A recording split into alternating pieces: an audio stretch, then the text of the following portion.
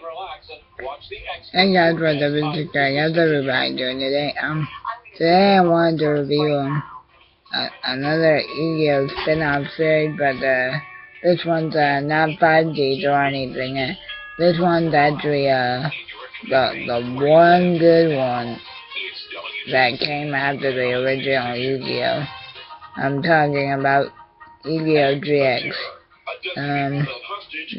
This version of the series, or spin-off I should say, is from 2004 to 2008, and with 4 seasons and a lot of memorable monsters and characters. Now, obviously with this having a different ending, it doesn't feature the legendary King of Games Yugi Moto, but instead it features a kid named Jaden Yugi who's basically this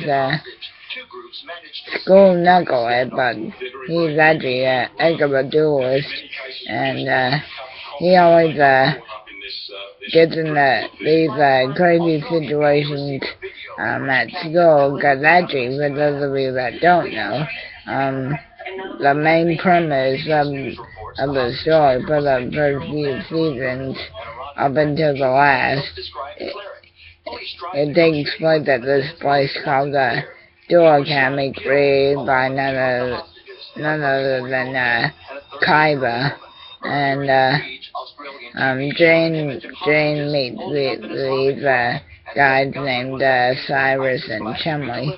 Now, Chumley only stays in the series for the first 2 seasons, and then he comes back for 1 episode, and then it's never heard from again.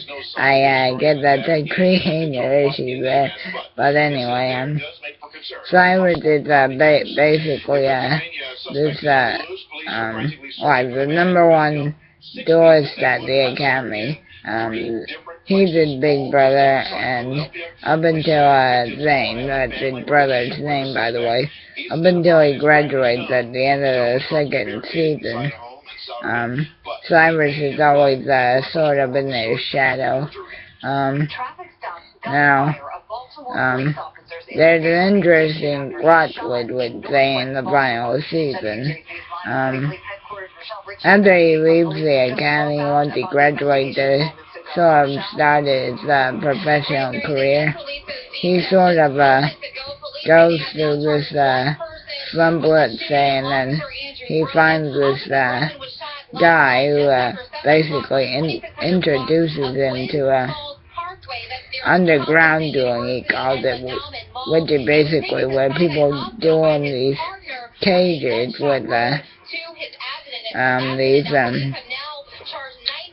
these devices on that when you lose life points, they shock you, and eventually they weaken things on so much that it ends up killing him at the end of the series, but I'll get more into as to how in a second. Now, the interesting thing, real quick, and for the few seasons that Chumley is actually involved in the series, he's basically like the lazy fat ass. Yeah. And his favorite food is grilled cheese. Like, he can't really do a good Jane or Cyrus, so I'm actually gonna leave him as he stands, but he's a fat ass. Yeah. Now, an interesting thing about Jaden is he can actually talk to the dual spirits, sort of like yugioh and Kaiba could sort of sense it, but this time, Jane can actually talk to him, and his favorite dual spirit to talk to, in fact, is a card that he got from Yugi at the beginning of the series. Well, they never actually come out and say it's Yugi, but you can tell it is. It's a version of Karibo called Wing Karibo. and that's Jane's featured talking dual spirit monster throughout the whole series. Now, just skip towards the end of the series to wrap this up here.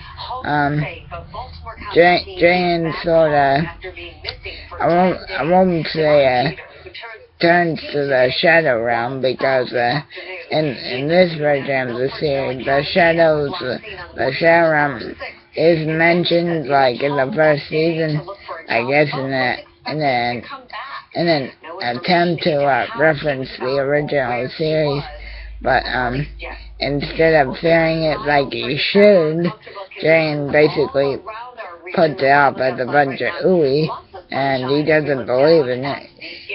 Even though I think the creators intended it to be the actual Shadow Realm from the original series, but no, instead Jaden turned into this evil entity called the Supreme Being, sort of like the chorus spirit of the Millennium Ring would cause him to do.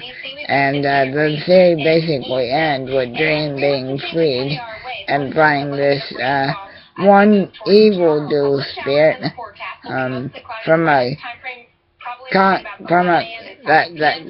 that he created in his deck when Kaiba launched a card contest that Jane saw when he was a kid. So yeah, anyway guys, oh yeah, and the series ends with Jaden being fused with this dual spirit after he wins. So yeah, anyway guys, great series by the way. So yeah, definitely worth checking out. And yeah guys, that's really it for this one. I will be making more videos soon, so until then, keep on rocking, yeah.